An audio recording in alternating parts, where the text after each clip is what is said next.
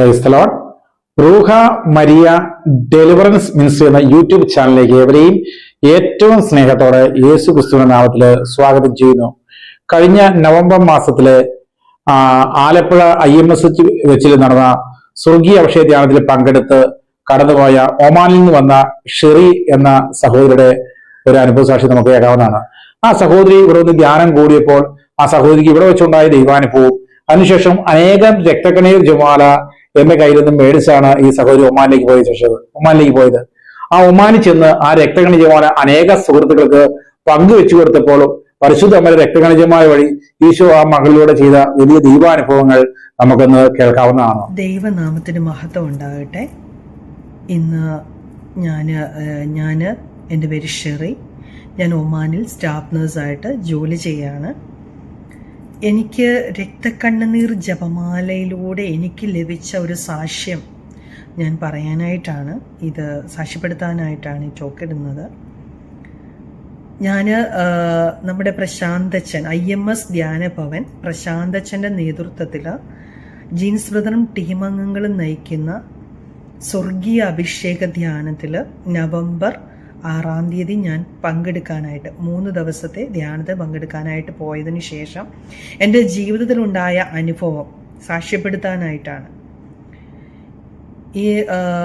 ഈ 3-4 മാസങ്ങൾക്ക് മുൻപ് ജീൻസ് ബ്രദറും ടീമംഗങ്ങളും നയിക്കുന്ന സ്വർഗീയ അഭിഷേക ധ്യാനത്തിൻ്റെ വീഡിയോ യൂട്യൂബിലൂടെ കാണുകയും അതിലൂടെ ജിൻസ് ബ്രദറിനെ ഞാൻ കോണ്ടാക്ട് ചെയ്തു. അതിലൂടെ ജിൻസ് ബ്രദർ എനിക്ക് തന്ന നിർദ്ദേശങ്ങൾ അനുസരിച്ച് ഞാൻ പ്രാർത്ഥിച്ചൊരുങ്ങി. എൻ്റെ കൂടെയുള്ള എൻ്റെ ഫ്രണ്ട് അജി ഞാൻ പോകുന്നതിന് 1 മാസം മുൻപ് തന്നെ പോയി ആ ധ്യാനം കൂടി. അതിലൂടെ എനിക്ക് അജി ഒരു മാതാവിൻ്റെ രക്തക്കണ്ണുനീർ ജപമാല കൊണ്ട് തന്നു.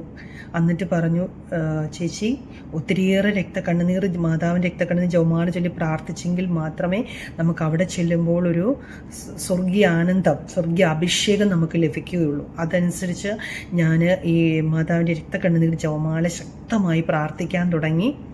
അതിനുശേഷം നവംബർ മാസത്തിൽ ഞാൻ ജിൻസ് ബ്രദറിനോട് പറഞ്ഞിട്ട് ഞാൻ ഡേറ്റ് എടുത്തു. ഞാൻ മാത്രമല്ല, എൻ്റെ 2 കുഞ്ഞുങ്ങളും എന്നോടൊപ്പം ആ ധ്യാനത്തിന് വന്നു. അത് അഭിഷേക ധ്യാനമായിരുന്നു. ഞാൻ ആ ധ്യാനത്തിന് പ്രവേശിച്ച ആ എൻട്രൻസിൽ ഞാൻ ആ റൂമിൻ്റെ എൻട്രൻസിൽ കയറുമ്പോൾ തന്നെ എനിക്ക് വളരെ കരച്ചിലിൻ്റെ ഒരു അഭിഷേകം. കാരണം പരിശുദ്ധ അമ്മ എന്നെ ക്ഷണിക്കുകയാണ് മാതാവിൻ്റെ ഭവനത്തിലോട്ട്. ആ ഒരു പ്രതീതിയാണ് എനിക്ക് തോന്നിയത്. ഞാൻ കയറുമ്പോൾ തന്നെ എനിക്ക് സങ്കടം സഹിക്കാൻ പറ്റുന്നില്ല. അതുപോലെ എൻ്റെ കരച്ചിൽ, അതുപോലെ അന്നത്തെ ശുശ്രൂഷയിൽ മുഴുവൻ ഞാൻ കരയുകയായിരുന്നു. ബ്രദറിനോട് ഞാൻ എൻ്റെ അനുഭവം ഷെയർ ചെയ്തപ്പോൾ ബ്രദർ പറഞ്ഞത് ആനന്ദ കണ്ണുനീരാണ് എന്ന്. അതിനുശേഷം ധ്യാനമെല്ലാം കഴിഞ്ഞ് ഞാൻ ലാസ്റ്റ് ടൈമിൽ 3-ാമത്തെ ദിവസമായപ്പോൾ ബ്രദർ ഒരു 30 ജപമാലകളോളം എൻ്റെ കരങ്ങളിലേക്ക് ബ്രദർ എടുത്തു തന്നു. അത് പ്രാർത്ഥനയോടെയാണ് എൻ്റെ കരങ്ങളിലേക്ക് വെച്ച് തന്നത്. അത് തീക്കട്ടെ പിടിക്കുന്ന ഒരു പ്രതീതിയാണ്. ഞാൻ തെറിച്ചുപോയി. അതിനുശേഷം എനിക്ക് ഓർമ്മയില്ല. പക്ഷെ എൻ്റെ മനസ്സിൽ പരിശുദ്ധ അമ്മ സംസാരിക്കുകയായിരുന്നു. എനിക്ക് തന്ന ആ ജപമാലയുടെ കവറിൽ നിന്ന് ശക്തമായ സുഗന്ധം ഒഴുകാൻ തുടങ്ങി. അതവിടെ ഇരുന്ന സകല മക്കൾക്കും അത് അനുഭവിക്കുവാനായിട്ട് സാധിച്ചു. അതിൽ എൻ്റെ ബാഗിലേക്ക് ഞാൻ വെക്കുമ്പോഴും വളരെയേറെ സുഗന്ധമായിരുന്നു.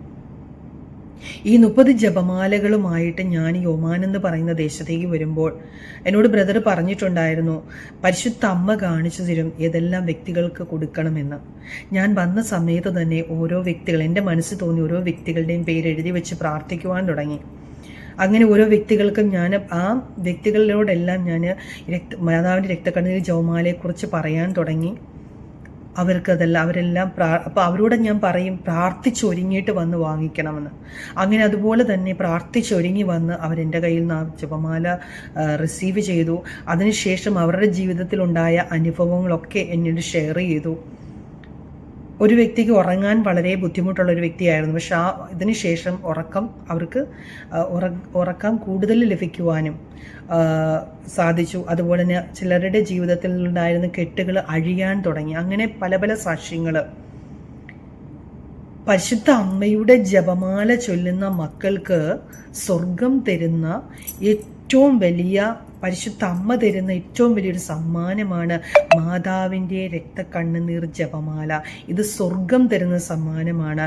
ഇത് റിസീവ് ചെയ്യണമെങ്കിൽ നമ്മൾ അത്രമാത്രം ശക്തമായിട്ട് പ്രാർത്ഥിച്ചു ഒരുങ്ങി പ്രാർത്ഥിക്കണം. ഈ കാലഘട്ടത്തിൻ്റെ പ്രാർത്ഥനയാണ്.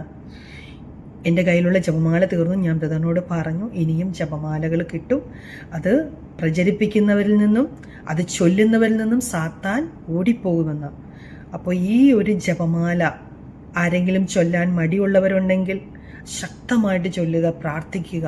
നിങ്ങളുടെ ജീവിതത്തിൽ പരിശുദ്ധ അമ്മയിലൂടെ വലിയ അത്ഭുതങ്ങൾ പ്രവർത്തിക്കും. അത് മാത്രവുമല്ല, ഈ ജപമാല പ്രചരിപ്പിക്കുക, പലരിലേക്കും